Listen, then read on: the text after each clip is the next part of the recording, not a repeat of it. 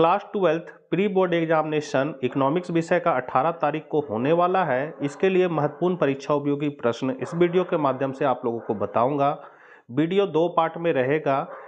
Video ज़्यादा लंबा ना हो इसलिए इसको 2 पार्ट में बना रहे हैं। पहला पार्ट में हम लोग ऑब्जेक्टिव और अति लघुत्तरीय प्रश्नों को देखेंगे और सेकंड पार्ट के वीडियो में हम लोग दीर्घोत्तरीय प्रश्नों को देखेंगे। देर न करते हुए आपसे रिक्वेस्ट है कि चैनल पर पहली बार है तो जरूर सब्सक्राइब कर ले। तो चलिए हम लोग आज कुछ नया सीखते हैं। पहला क्वेश्चन है, अर्थशास्त्र के जनक कौन थे? तो अर्थशास्त्र के जनक एडम स्मिथ थे। 1776 में इन्होंने राष्ट्रों की संपत्ति और साधन की खोज नामक किताब लिखा था। दूसरा है, किस प्रकार की अर्थव्यवस्था में कीमत तंत्र के आधार पर निर्णय लिए जाते हैं? तो यहाँ हो जाएगा पूंजीवादी। कुल उपयोगिता अधिकतम होती है जब सीमांत उपयोगिता मान होता है, क्या होता है? शून्य होता है। चौथा, उत्पादन संभावना वक्र का आकार मूल बिंदु की ओर अवतल होने का कारण है बढ़ती सीमांत अवसर लागत। फिर है, निम्नलिखित में से पूरक वस्तु का एक युग्म कौन सा है? तो कलम और स्याही जो है वो पूरक वस्तु है, बाकी सभी जो जितना दिया हुआ है सब प्रतियोगी वस्तु है। छठा है, किस समयावधि में उत्पादन के सभी साधन परिवर्तनीय होते हैं? तो यहाँ हो जाएगा दीर्घकाल में सभी साधन परिवर्तनीय होते हैं। सातवां, किस बाजार संरचना में एक फर्म के लिए औसत आय और सीमांत आय बराबर होते हैं? तो पूर्ण प्रतियोगिता में औसत आय और सीमांत आय क्या होते हैं? बराबर होते हैं, क्योंकि पूर्ण प्रतियोगिता में इस तरह रेखा रहता है, यही है औसत आय और यही हो जाएगा आपका सीमांत आय। अगला है, यदि उत्पादन के सभी साधनों को 4 गुना करने पर उत्पादन भी 4 गुना हो जाता है, यह कथन उत्पादन के किस नियम को सत्यापित करता है? तो ये पैमाने का स्थिर प्रतिफल को बताता है, क्योंकि जितना साधन लगा रहे उतना ही उत्पादन भी हो रहा है। फिर है, एक विवेकशील उपभोक्ता के लिए 2 वस्तुओं रसगुल्ला और गुलाब जामुन के निम्न बंडलों का सही अधिमान क्रम क्या होगा? तो यहाँ देख सकते हैं, ए का है 4-5, बी का है 3-5 और सी का है 5-6। तो सबसे ज़्यादा आपको कहाँ पर मिल रहा है उपयोगिता? तो सी से मिल रहा है 5-6 का, उसके बाद आपको 4-5 मिल रहा है, उसके बाद 3-5 मिल रहा है। तो सही क्रम आपका तीसरा हो जाएगा सी ग्रेटर देन ए ग्रेटर देन बी हो जाएगा।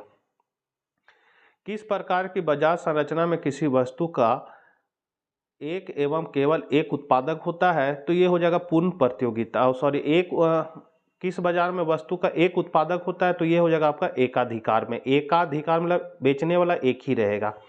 बजट रेखा 3x + 5y = 50 की ढाल का निरपेक्ष मान क्या होगा? तो ढाल का फॉर्मूला होता है बच्चों px/py। तो ये जो है x के साथ 3 है वो x का मूल्य है और ये y वस्तु का मूल्य है। तो आपका यहाँ करेक्ट आंसर 3/5 हो जाएगा। निम्नलिखित में से किसी वस्तु की पूर्ति को प्रभावित करने वाला कारक कौन हो? तो उत्पादन के साधनों की कीमतें हो जाएगा। फिर है, किसी वस्तु के उत्पादन की स्थिर लागत 60 रुपये है, उस वस्तु की 10 इकाई उत्पादन की औसत स्थिर लागत क्या होगी? तो 10 को 60 में भागा दे दो, मतलब इस तरह भागा हम लोग दे देंगे तो कितना हो जाएगा? 6 रुपया। तो 6 रुपया आपका चौथा ऑप्शन हो जाएगा। कॉफ डगलस उत्पादन फलन Q = AL/α K/β में पैमाने का प्रतिफल की माप क्या हो जाएगी? तो इसका माप हो जाएगा आपका अल्फा प्लस बीटा। बजट रेखा 2x + 3y = 12 की ढाल होगी तो 2/3 हो जाएगा। अभी जस्ट इस टाइप का क्वेश्चन हम लोग देखे थे। एक वित्त मंत्री किसी वस्तुओं पर कर की दर में वृद्धि कर सकता है जिसकी मांग की कीमत लोच होती है, तो क्या होगी? 1 से कम हो जाएगा। किस अर्थशास्त्री ने अर्थशास्त्र में सर्वप्रथम व्यष्टि तथा समष्टि शब्दों का प्रयोग किया था? तो रैगनर फ्रीस हो जाएगा। बहुत इंपॉर्टेंट क्वेश्चन है। सकल राष्ट्रीय उत्पादन की गणना में निम्नलिखित में किसे सम्मिलित नहीं किया जाता है? तो यहाँ हो जाएगा आपका मध्यवर्ती वस्तुएं और पुरानी वस्तुओं का क्रय विक्रय, ये दोनों शामिल नहीं होता, इसलिए आपका तीसरा ऑप्शन हो जाएगा ए और 2 दोनों। 19 निम्नलिखित में कौन सा स्टॉक का एक उदाहरण है? तो गोदाम में रखी गई वस्तु की मात्रा। निम्नलिखित में से कौन राष्ट्रीय आय की गणना की एक विधि नहीं है? तो राष्ट्रीय आय की गणना की एक विधि नहीं है प्रतिशत विधि। ये किसका प्रतिशत विधि किसका माप करता है? तो मांग की लोच का माप का ये विधि है। कौन सा बैंक भारत का केंद्रीय बैंक है? तो भारतीय रिजर्व बैंक जो है वो केंद्रीय बैंक है। 1935 में इसका स्थापना हुआ था। व्यावसायिक बैंक का एक प्रमुख कार्य क्या है? तो साख का निर्माण करना। मुद्रा का कार्य है तो मूल्य का मापक होता है, विनिमय का माध्यम होता है, मूल्य का संचय भी करता है। तो इनमें सभी हो जाएगा। निम्नलिखित में किसके अनुसार मुद्रा हुआ है जो मुद्रा का कार्य करे? तो हार्ले विदर्स द्वारा। निम्न में से सबसे तरल संपत्ति किसे माना जाता है? तो मुद्रा को। मौद्रिक नीति के प्रमुख उद्देश्य है तो उत्पादन रोजगार में वृद्धि, विदेशी विनिमय दर की स्थिरता, मूल्य स्थिरता, सभी है तो इनमें सभी हो जाएगा। समग्र मांग का एक घटक है उपभोग। अर्थव्यवस्था में प्रत्याशित उपभोग में वृद्धि तथा प्रत्योज आय में वृद्धि का अनुपात को क्या कहा जाता है? तो हम लोग उसको उपभोग की सीमांत प्रवृत्ति कहते हैं। कौन सा कथन सत्य है? तो ये आपका तीसरा ऑप्शन हो जाएगा, MPC प्लस MPS बराबर 1 होता है।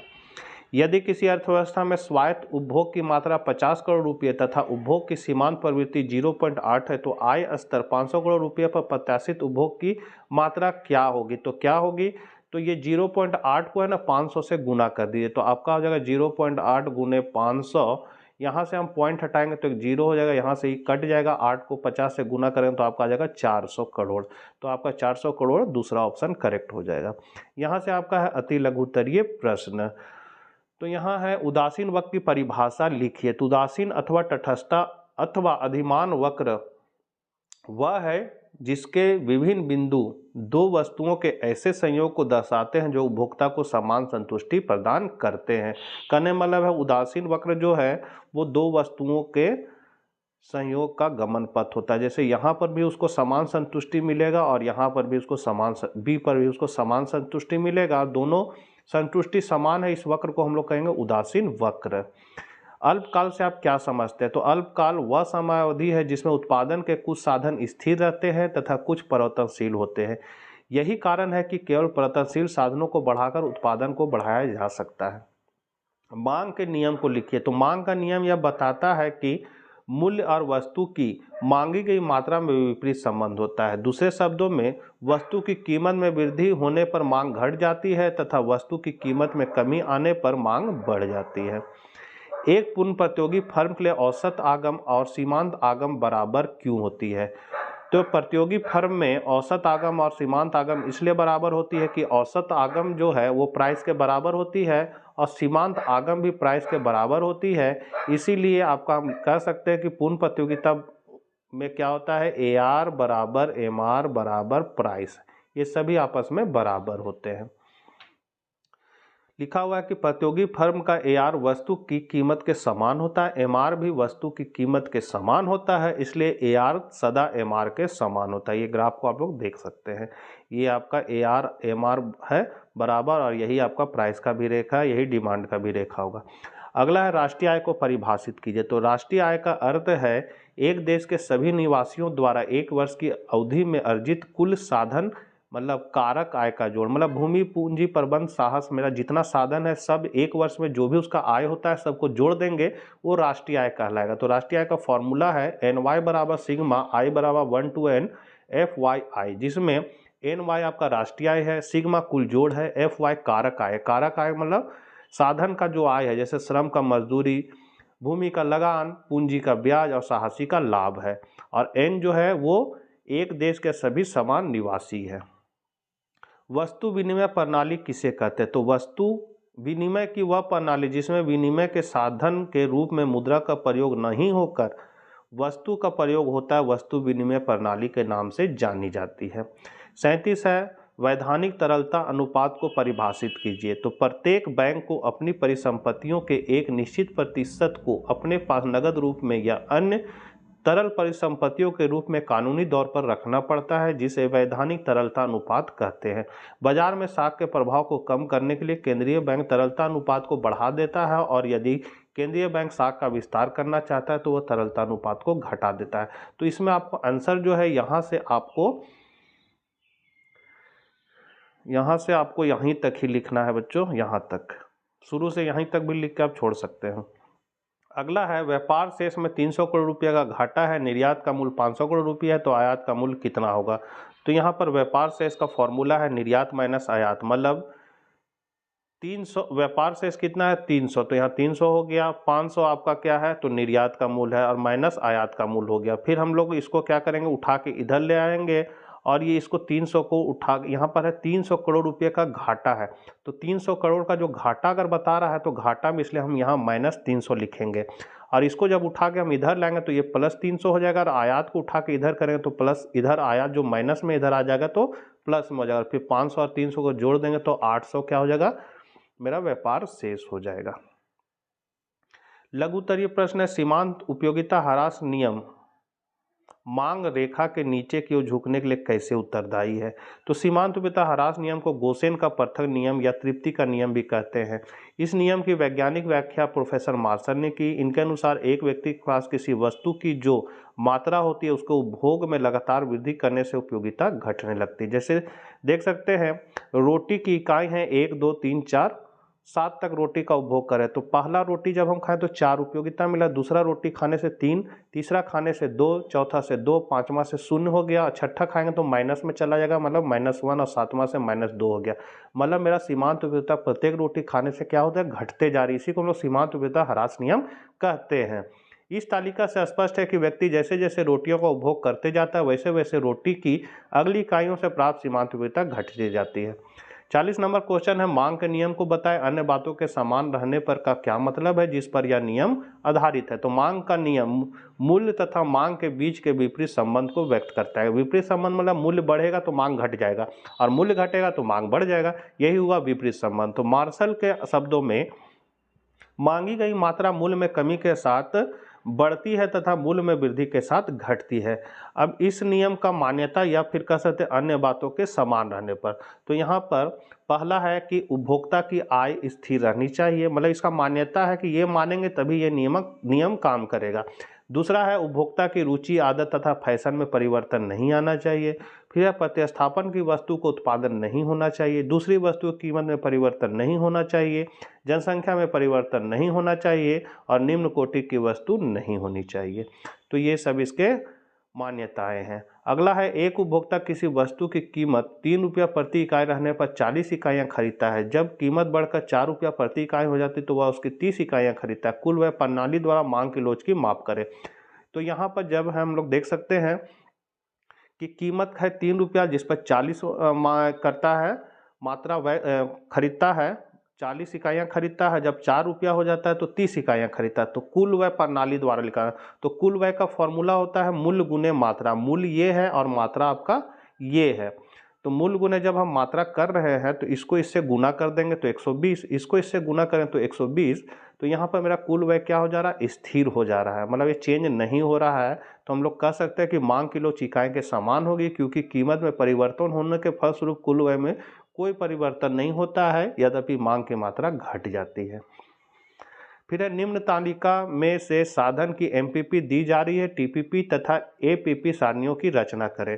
तो यहाँ पर हम लोग देख सकते हैं साधन दिया है 1 से 6 तक और एमपीपी 20, 22, 18, 16, 14 और 6 दिया हुआ है। हमको निकालना है टीपीपी। तो टीपीपी कैसे निकलेगा, जैसे 20 दिया है, 20 में 22 को हम लोग जोड़ देंगे तो 20 में इस 22 को अगर हम लोग जोड़ेंगे तो कितना आ जाएगा बच्चों, 42 आ जाएगा। 42 में 18 को जोड़ देंगे तो 60 आ जाएगा। 60 में 16 को जोड़ देंगे तो 76, 76 में 14 को जोड़ देंगे 90, 90 में 6 को जोड़ देंगे तो 96 हो जाएगा। तो इस तरह हम लोग टीपीपी निकाल लेंगे। टीपीपी निकालने के बाद क्या करेंगे, ये साधन को हम लोग टीपीपी में भाग लगा दें। जैसे 1 को 20 में भागा लगाएंगे तो 20, 2 को 42 में भागा लगाएंगे तो 21, 3 को 60 में भागा लगाएंगे तो 20, 4 को 76 में 19, 5 को 90 में 18 और 6 को 96 में तो इतना आ जाएगा। तो इस तरह हम लोग क्या कर सकते हैं, आपको टीपीपी या एपीपी ज्ञात कर सकते हैं। 43 है, 2 क्षेत्रीय अर्थव्यवस्था में चक्रीय प्रवास समझाएं। तो 2 क्षेत्रीय अर्थव्यवस्था में केवल 2 क्षेत्र फर्म व परिवार होते हैं। तो इसको आप लोग देख लीजिए, लिखा हुआ हम डायरेक्ट यहाँ से समझा देते हैं। 2 क्षेत्र को लिया गया बच्चों, फर्म और परिवार। परिवार के पास क्या होते हैं, साधन होते हैं, भूमि, श्रम, पूंजी, प्रबंध, साहस, ये परिवार के पास है। ये फर्म को क्या करता है, उधार के रूप में देता है। यहाँ इसको आपको साधन देगा। साधन क्या दिया, तो भूमि, श्रम, पूंजी, उद्यम को फर्म को दिया। फर्म क्या करेगा, इन साधन से उत्पादन करेगा और ये जो साधन इसको दिया तो इसके बदले इसको साधन भुगतान करेगा। जैसे आपका भूमि को दे देगा लगान, श्रम को मजदूरी, पूंजी को ब्याज और उद्यम को लाभ के रूप में इसको पैसा देगा। अब ये साधन का प्रयोग करके उत्पादन करेगा और वस्तु और सेवा फिर परिवार को बेचेगा। परिवार क्या करेगा, इससे वस्तु और सेवा खरीदेगा तो पैसा इसके पास आएगा। तो इस तरह एक बार साधन इसको परिवार बेचेगा, इसको परिवार बेचेगा फर्म को, तो पैसा आ गया परिवार के पास, और फर्म है सो वस्तु और सेवा बना के बेचेगा परिवार को, तो परिवार से पैसा आ जाएगा फर्म पास। तो इसी को हम लोग चक्रीय प्रवाह कहते हैं। ये देख सकते हैं जो लिखा हुआ है, इसको आप लोग देख लीजिए। फिर है उपभोग फलन की अवधारणा का सचित्र वर्णन करें। तो उपभोग फलन, लॉर्ड्स जे.एम. केन्स ने अपनी पुस्तक the general theory of employment, interest and money में उपभोग का फलन का वर्णन किया। इसका मतलब है कि किसी भी समाज में उपभोग मुख्यतः आय पर निर्भर करता है। मतलब आपके पास पैसा रहेगा तभी तो आप खर्च कीजिएगा, इसलिए उपभोग किस पर निर्भर करेगा? आय पर निर्भर करेगा। उपभोग तथा आय के संबंध को हम लोग उपभोग फलन कहते हैं। ये फॉर्मूला आप देख सकते हैं, C बराबर फंक्शन ऑफ वाई। इसका मतलब है कि उपभोग आय पर निर्भर करता है। अब है आय के विभिन्न स्तरों पर उपभोग के विभिन्न मात्राओं को प्रकट करने वाली अनुसूची को उपभोग प्रवृत्ति कहते हैं। मतलब आय और उपभोग के अगर हम लोग संबंध को बताएंगे तो उसको हम लोग उपभोग अनुसूची कहेंगे। जैसे तालिका में दिखा रहे हैं कि आय मेरा कितना है 0, 60, 120, वैसे वैसे उपभोग को भी यहाँ नीचे दिखा रहे थे, उसको हम लोग उपभोग अनुसूची कहेंगे। इसमें हम लोग देख रहे हैं कि जैसे जैसे उपभोग आय बढ़ रहा है वैसे वैसे उपभोग भी बढ़ रहा है, लेकिन एक सीमा के बाद आय और उपभोग क्या हो जा रहा है? बराबर हो जा रहा है। उसके बाद देखिए आय जैसे बढ़ रहा है, उपभोग उससे कम अनुपात में बढ़ रहा है। इसी को उपभोग का मनोवैज्ञानिक नियम कहा जाता है। इस चित्र में हम लोग देख सकते हैं कि ये है आपका एकता रेखा, ये है आपका उपभोग का रेखा। जब मेरा आय क्या है? जब मेरा आय OY1 है तो उपभोग हम लोग कितना करें? OC1 करें, यहाँ से यहाँ तक उपभोग करें। और जब आय मेरा बढ़कर OY2 हो गया तो उपभोग मेरा बढ़कर OC2 हो गया। तो यहाँ पर देख रहे हैं C2 में थोड़ा जगह कम है और Y1 में और Y2 में जगह ज़्यादा। इसका मतलब है जितना मेरा आय बढ़ रहा है उससे कम उपभोग बढ़ रहा है। तो यहाँ पर लिखा हुआ है फॉर्मूला कि C1 C2 less than Y1 Y2 होगा। 45 है, एक अर्थव्यवस्था में समग्र मांग में कमी लाने में कर और सरकारी व्यय की भूमिका बताएं। तो यहाँ है सरकारी व्यय। तो कल्याणकारी अर्थव्यवस्थाओं में सरकारी व्यय का एक महत्वपूर्ण स्थान है, परंतु कई बार ऐसी स्थितियां उत्पन्न हो जाती है जब सार्वजनिक उद्यमों में निरंतर हानियां होने लगती है, जैसे कि भारत में हाल ही के वर्षों में हुआ। ऐसी स्थिति में नए निवेश करने के बजाय सरकार विनिवेश का सहारा ले लेती है, इससे भी समग्र मांग में कमी हो जाती है। फिर है कर दरों में वृद्धि। कर दरों में वृद्धि से लोगों की प्रयोज्य आय कम रह जाती है या व्यय करने की क्षमता को कम करती है। बेशक उनकी व्यय करने की प्रवृत्ति पहले जितनी ही क्यों ना हो, कम प्रयोज्य आय का अर्थ है समग्र मांग का निम्न स्तर। मतलब कर के दर में वृद्धि करने से जो खर्च करने का जो आय है ना वो कम हो जाता है, हम लोग को खर्च करने में कमी कर देते हैं। 46 नंबर है, यदि सीमांत उपभोग प्रवृत्ति 0.6 है तथा विनियोग में 100 करोड़ विनियोग में वृद्धि 100 करोड़ है तो राष्ट्रीय आय में वृद्धि ज्ञात करें। तो यहाँ पर हम लोग देख सकते हैं सीमांत उपभोग प्रवृत्ति 0.6, तो MPC का मान हम लोग 0.6 रख देंगे। विनियोग में 100 करोड़ है तो डेल्टा आय मेरा 100 करोड़ हो जाएगा।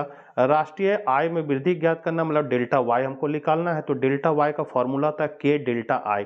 तो पहले हम लोग K का मान निकालेंगे, तो K बराबर मतलब गुणक होता है, तो गुणक का फॉर्मूला होता है 1/1 माइनस MPC।